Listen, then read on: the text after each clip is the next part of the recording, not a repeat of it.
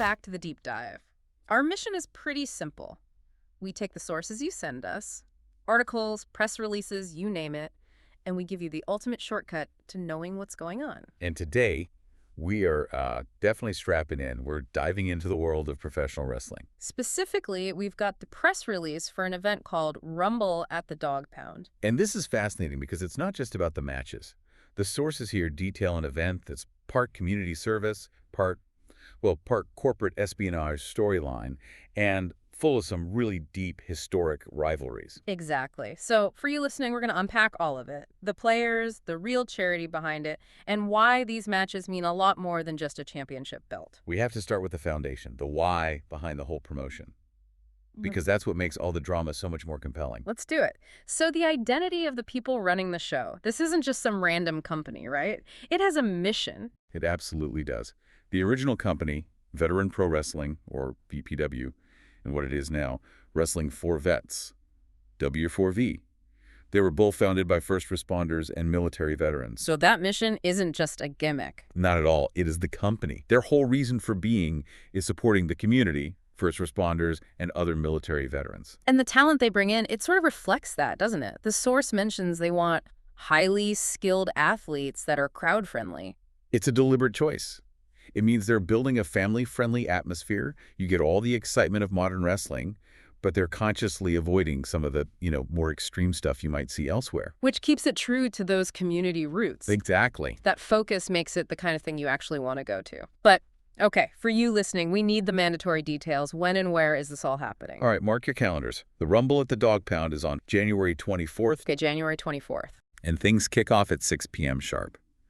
The location is the Marine Corps League 708. The full address is 8405 Sunshine Grove Road in Brooksville, Florida, 34613.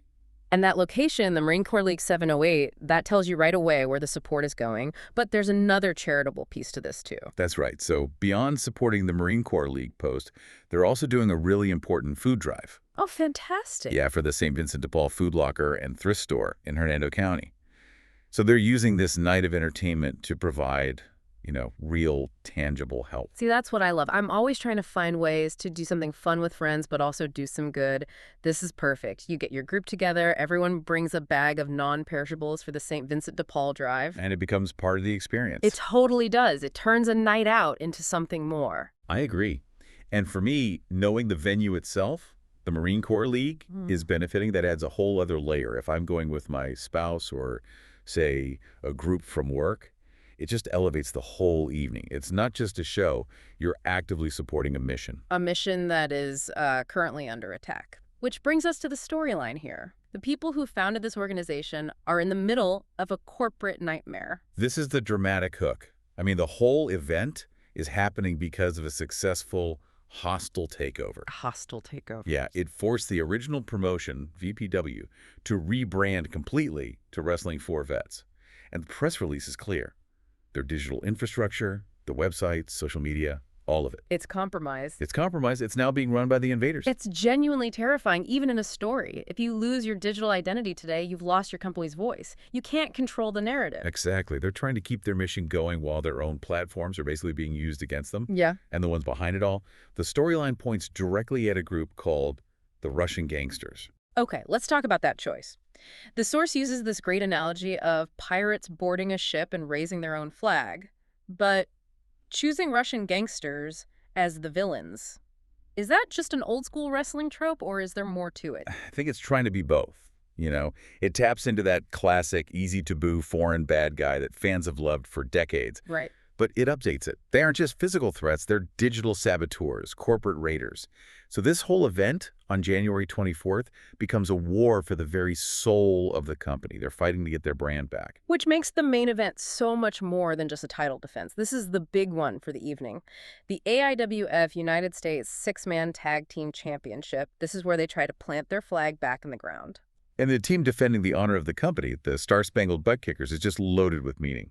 First, you have a U.S. Navy veteran, the former TNA superstar Jesse Neal. And TNA is a major deal for anyone who doesn't follow it closely. It launched some huge global stars. A huge deal. And alongside him, you have the former TNA Triple Crown champion Austin Aries. A Triple Crown champion. That's a term that means he's won it all in an organization. He's a main event guy through and through. The fact he's standing with these veterans says everything about how serious this is. Then you add the muscle.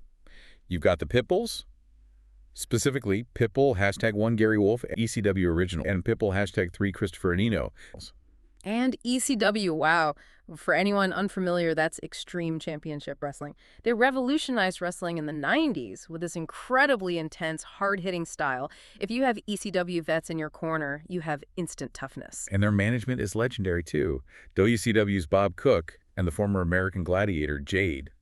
They'll need all that experience because the opposition is brutal. The invading force, the Russian gangstas, they're presented as international and just ready to cause chaos. Totally. The team has Alex Horvath, VHS from the NWA, the Bounty Hunter, and a really interesting name, Yosef Ragnadov. Who is he? The source material actually cites him as Chechnya's first professional wrestler. So it gives the group this authentic international feel. Howard Stern's, Marie Nazara with Cassandra Lovett's valets. It's just a perfect storm of wrestling chaos. It really is. And having a top star like Aries next to a Navy veteran like Neal, it just perfectly validates the whole mission of the company. It shows everyone is stepping up to defend its identity. That team is fighting for the company's future. But the women's match, that's fueled by a rivalry that goes way deeper than any corporate takeover. It's a decade of pure personal animosity. Let's shift to that.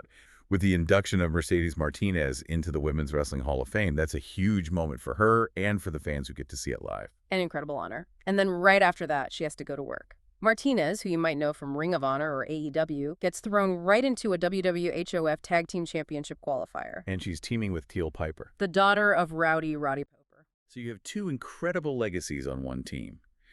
And they're facing the ECW original Angel Orsini and former WWE talent Rene Michelle.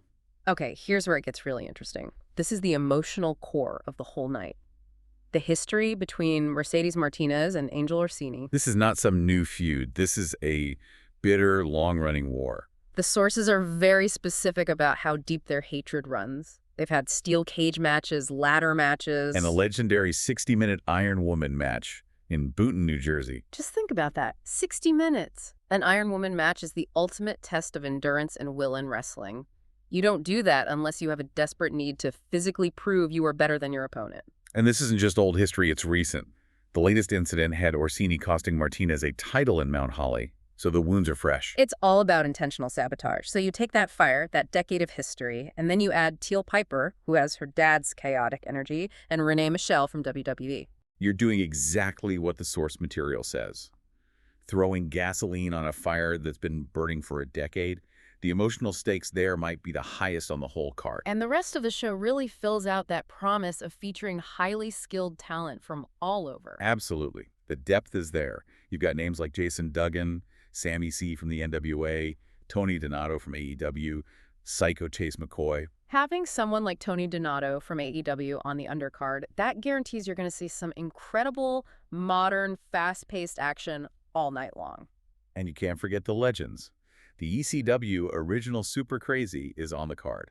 That's a name that just screams excitement and international high-flying style. It does, and crucially, they keep tying it back to the core mission. They do. They've got two United States Army veterans on the show, Johnny Faith and Noah Starinksy.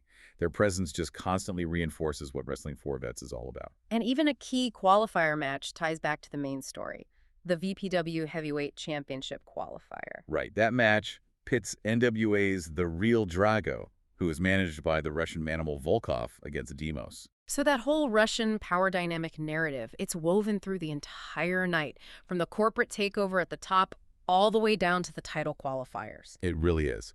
So when you put it all together, what does it all mean? I mean, Rumble at the Dog Pound is just so much more than a wrestling show. It's this incredible synthesis of high drama, Hall of Fame moments, and really serious, important community support. Support for the Marine Corps League 708, and for the community through the St. Vincent de Paul food drive. The conflicts are so deep. The main event is literally a fight for the company's identity. The Patriots versus the Invaders. And the women's match is driven by one of the most personal, historic grudges in the sport. The intensity there is going to be off the charts. These aren't just matches. They're battles for legacy. For those of you who want to be there, remember that tickets are available through the link in the source material. For any specific questions, you can email them at wrestlingforvets@gmail.com. And you can follow the story as it develops on ECUSA TV and on their official website, www.wrestlingforvets.com. All right, I'll leave you with this final thought to chew on. Given that extreme history between Mercedes Martinez and Angel Orsini, we're talking steel cages, 60-minute wars, and with the stakes of a WWHOF tag qualifier on the line. Yeah. Is the goal of that match really to win the titles? Or is the ultimate goal just to make the other person lose face? To completely destroy your rival's credibility on the same night she gets her Hall of Fame induction, and in doing so, maybe cause even more damage to the fragile foundation of this newly rebranded promotion? Think about it. An emotional victory could be way more devastating than a physical loss.